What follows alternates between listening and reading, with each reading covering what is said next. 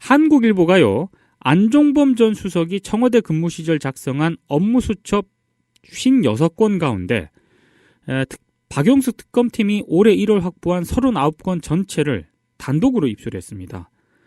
근데 여길 보면은요, 굉장히 충격적입니다. 박근혜 전 대통령이 안종범 전 청와대 정책조정수석으로부터 각계각층에서 요구해온 인사청탁과 같은 민원사항들을 빠짐없이 보고받았다, 이렇게 볼만한 정황이 아주 자세히 드러나 있습니다. 특히 박 전 대통령은요, 최순실이 부탁한 사항에 대해서는 집요할 정도로 안 전 수석에게 반복해서 지시를 내렸고요, 진행 상황을 꼼꼼하게 챙긴 사실도 파악이 됐습니다. 안 전 수석에게 민원을 전달한 당사자들을 보면은요, 정치인과 고위관료, 경제인은 물론이고 언론인들까지 사회 전 분야를 망라했습니다. 이들 가운데 절대 다수는 지인들의 승진, 이동 인사를 부탁을 했던 것으로 보입니다. 송희영 전 조선일보 주필 이름도 나오고요. 그리고 이 안 전 수석의 수첩을 보면은요, 박근혜 정부 핵심 실세들도 대거 등장을 합니다. 숨은 실세로 꼽혔던 죄송합니다. 최외출 영남대 교수의 이름도 많이 보이고요. 그리고 신동철, 지금 구속 기소된, 블랙리스트 사건으로 구속 기소된 신동철 전 청와대 정무비서관, 서청원, 원유철, 홍문종 등 친박 의원들의 이름도 각각 민원 내용과 함께 적혀 있습니다. 안종범 전 수석은요, 해당 민원들 가운데 실제로 성사가 됐을 경우에는 옆에 V자 표시를 했던 것으로 보입니다. 박 전 대통령은 현대차와 납품 계약을 맺은 최 씨 지인의 업체 KD코퍼레이션이라든가 비선진료 의혹의 핵심 인물인 김영재 원장의 중동 진출 사업 등 이른바 최순실 민원은 안 전 수석에게 수시로 반복해서 지시한 것으로 드러났습니다. 이와 관련해서 김기춘 전 대통령 비서실장은 2014년 10월 9일 수석 비서관 회의에서 대통령 민원은 끝까지 관리할 필요가 있다, 담당관을 정해야 한다, 이렇게 강조한 사실도 확인이 됐는데요. 한국일보는 박 전 대통령은 사실상 민원 대통령이었고 박근혜 정부 청와대는 민원 저수지나 마찬가지였다, 이렇게 비판을 했습니다. 그리고 2면하고 3면에도요, 굉장히 기사가 자세하게 실려 있는데요. 오늘 한국일보 한번 읽어보시면 괜찮을 것 같습니다. 경향신문 1면으로 가보겠습니다. 박근혜 최순실 게이트를 수사하는 검찰이 어제 박근혜 전 대통령이 수감되어 있는 서울구치소를 방문을 해서 피의자 조사를 했습니다. 지난달 31일 박 전 대통령이 구속 수감된 지 나흘 만에 첫 조사인데요. 조사팀은 한홍재 서울중앙지검 형사 8부장검사와 보조검사 1명, 여성 수사관 1명으로 구성이 됐습니다. 박 전 대통령 측에서는 유영하 변호사가 조사 때 입회를 냈습니다. 오전 10시쯤 시작된 조사는 이례적으로 구치소 일과 시간이 지난 오후 8시 40분까지 10시간 40분 동안 영상 녹화 없이 진행이 됐습니다. 박 전 대통령이요, 검사 신문에 적극적으로 답변한 것으로 전해졌는데요.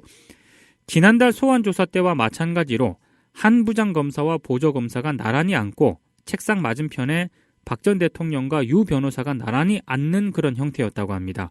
구치소 점심시간에 맞춰서 오전 11시 50분부터 오후 1시 10분까지는 휴식도 했는데요.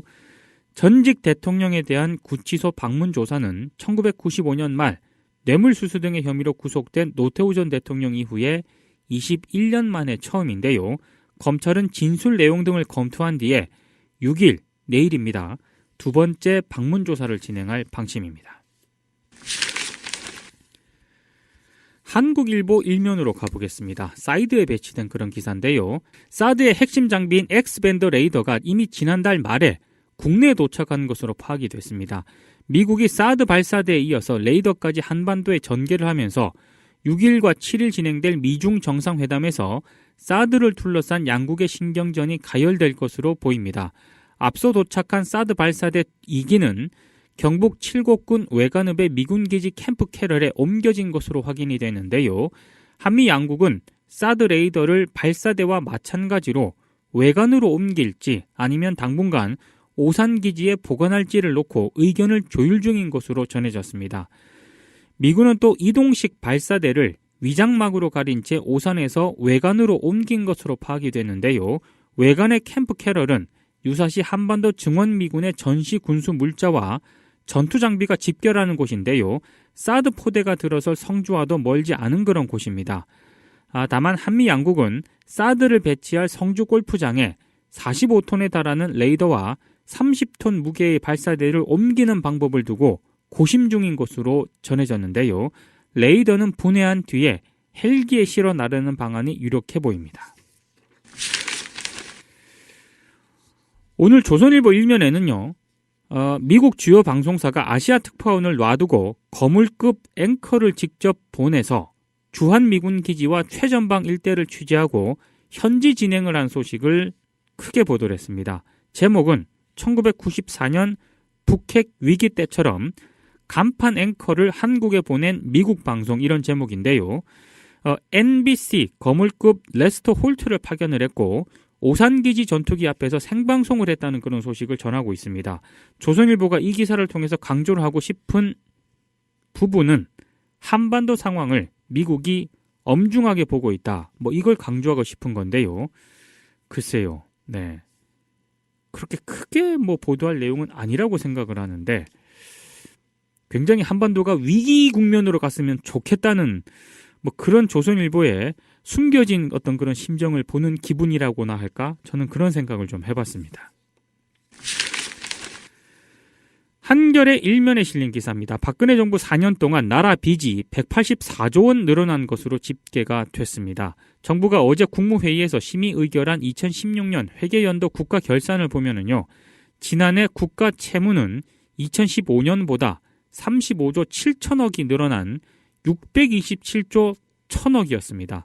이명박 정부의 임기가 마무리된 2012 회계연도 국가 결산 당시 국가 채무와 비교를 했을 때 4년 만에 무려 184조 원이 증가를 했는데요. 이는 금융위기를 겪은 이명박 정부의 5년간 국가 채무 증가액 143조 9천억을 크게 웃도는 그런 수치입니다. 박근혜 정부가 정확한 경기 예측에 기반하지 않은 채 재정 건전성 확보에 집착을 하다가 경기가 나빠지면 추가 경정 예산 편성을 반복하는 등 재정을 효과적으로 활용하지 못했다는 그런 비판이 나오고 있습니다.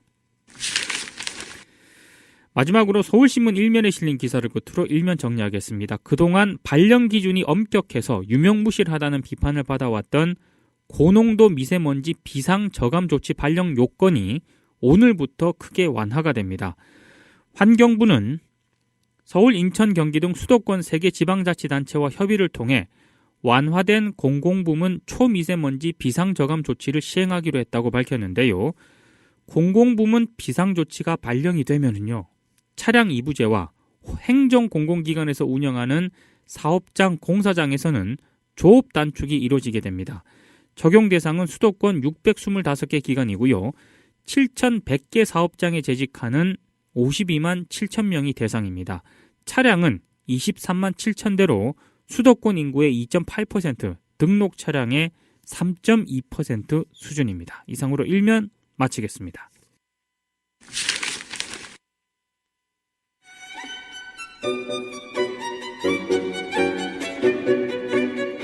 자극적이지 않으면서 괜찮은 방송을 듣는 것만으로도 당신의 삶이 충분히 달라질 수 있습니다. 민동기의 뉴스방.